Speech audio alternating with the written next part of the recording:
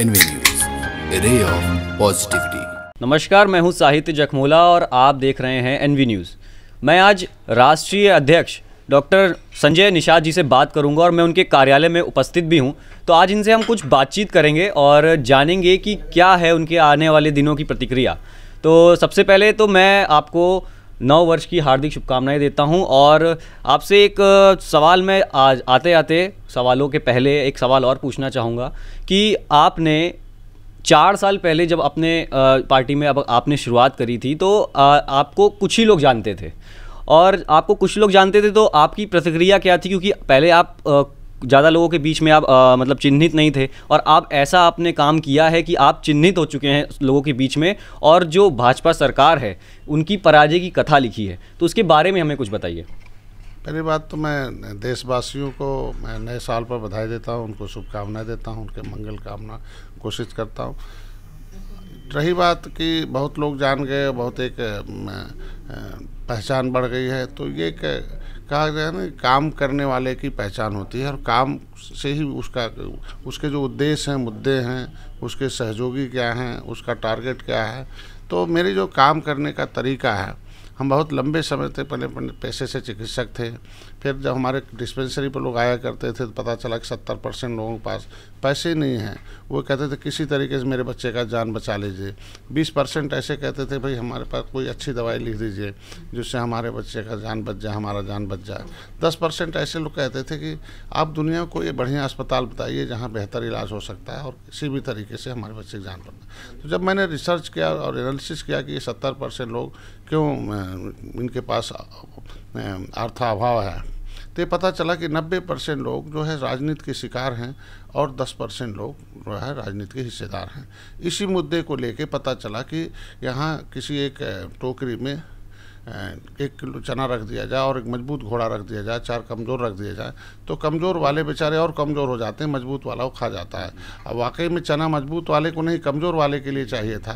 तो ऐसी स्थिति हुई कि जब लोकतंत्र की स्थापना हुई तो जिसको अंग्रेज़ों ने उजाड़ा था कानून बनाकर, जिन्होंने मुगलों से लड़ा, अंग्रेज़ों से लड़ा, लड़ते रहे 3000 वर्षों से, तो वो सारे लोग लड़ने वाले लोग उजड़ते रहे।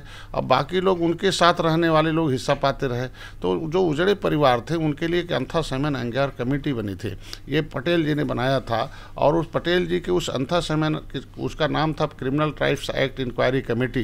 12 अक्टूबर 1871 को क्रिमिनल कास्ट घोषित किया था अंग्रेजों ने ब्रिटिश पार्लियामेंट में कि भाई वकील का बेटा वकील होता है, डॉक्टर का बेटा डॉक्टर होता है, इंजीनियर का बेटा इंजीनियर होता है और बदमाश का बेटा बदमाश होता है। और ये मछुआरे जो है ये नदियों में डुबो के अंग्रेजों को मार रहे हैं, बदमाश हैं, ये जन्मजात अपराधी हैं। इन्हें कानून बनाकर सालों को जन्मजात अपराधी घोषित किया। तो ब्रिटिश पार्लियामेंट में जो स्टीफन नामक सांसद था उसने ब्रिटिश पार्लियामेंट से 12 अक्टूबर 1871 को कानून बनाया कि ये जन्मजात अपराधी हैं, इन्हें जेलों में डाल दिया जाए। तो भाई जन्म से तो कोई अपराधी नहीं होता, कर्म से अपराधी होता है और देश को आज़ाद कराना कोई अपराध का काम था नहीं।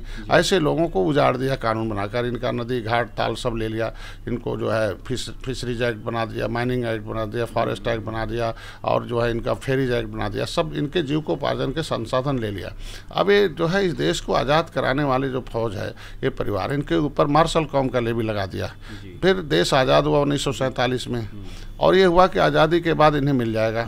तो जो पटेल जी जब गृह मंत्री बने तो पहला दौरा किया।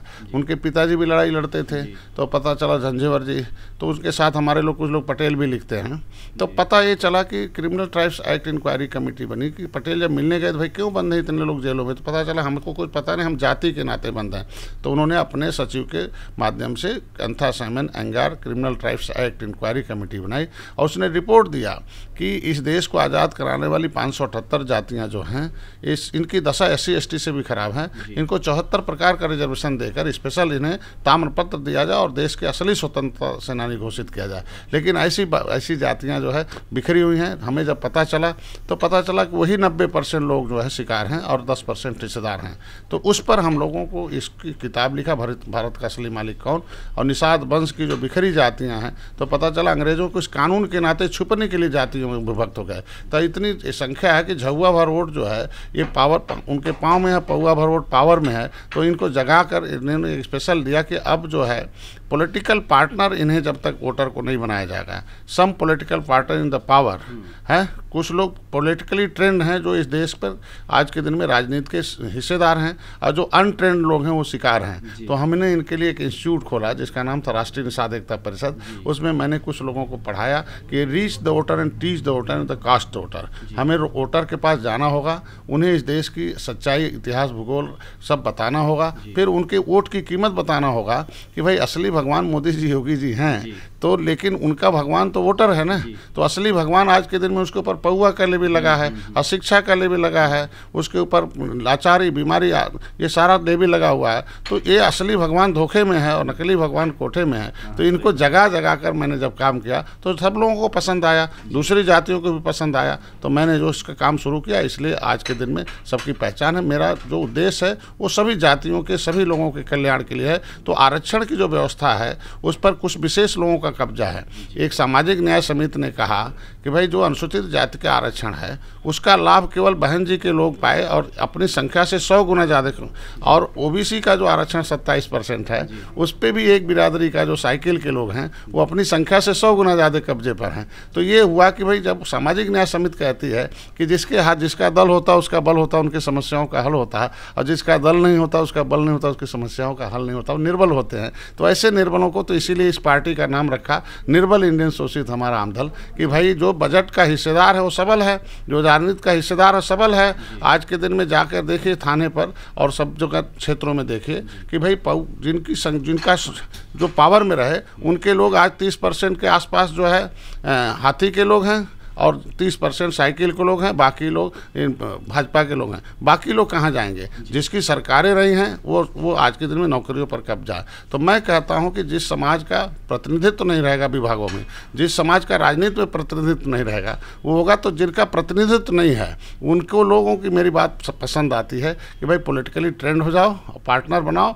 जो वोटर है, वोटर ही इस देश का भगवान है, उसी को जगाओ, उसी को पढ़ाओ, उसी को पार्टनर बनाओ, तब जागोगा। तो इसीलिए हमने पॉलिटिकल पार्टनर जो है पार्टनरशिप प्रोग्राम बनाया है कि भाई अब जब वोटर पार्टनर होगा, भाई जब कांग्रेस की सरकार थी तो उन्होंने विदेशियों को पार्टनर बनाया। जब डॉलर इस देश का था, जब मैं उन्हें पढ़ाता हूँ क्यों पसंद आया मेरी बात, कि जब अंग्रेज इस देश में आए थे 350 बरस पहले, तो 1 रुपये प्यास लगता था तो 1 रुपये का बिस्कुट जो है वो $20 देते थे। ये है अमर सेन ने किताब लिखी जस्टिस ऑफ इंडिया, जो आज के दिन में नोबेल प्राइज़ हैं और वहाँ वाइस चांसलर हैं, क्या नाम है, नालंदा के। उन्होंने जस्टिस ऑफ इंडिया में लिखा है कि आज की ईस्वी फर्स्ट में भारत की आबादी 2 करोड़ के आसपास थी और तब हम लोग 75% एजुकेशन था और जो हमारा जीडीपी ग्रोथ 33.5 था। इसके बाद डॉलर जो है 1 रुपये, इंडिया का 1 रुपये $30 के बराबर था। तो हम 30 गुना अमीर थे आज से ईस्वी फर्स्ट में। जब देश में अंग्रेज आए तो उन्हें प्यास लगी तो एक रुपए का बिस्कुट खरीदने के लिए उन्हें 20 रुपये देना पड़ता था, $20। और जब 350 बरस में उतने लूट पाए हमारे नदियों के माध्यम से, हमारे लोग जब गुस्से में आए कि देखे भाई हमारा सोना चांदी हीरा मोती सब लूट कर लेके जा रहे हैं, तब उन्होंने कहा कि भाई इन्हें भगाओ, ये तो देश का रुपया लूटे रहे हैं। और फिर उन्हें भगाए। जब उन्हें फिर जाने लगे 1947 में, तो फिर उन्हें प्यास लगी तो 1 रुपये का बिस्कुट खरीद कर जब खरीदने गए तो $1 देना पड़ा। NV News, a ray of positivity.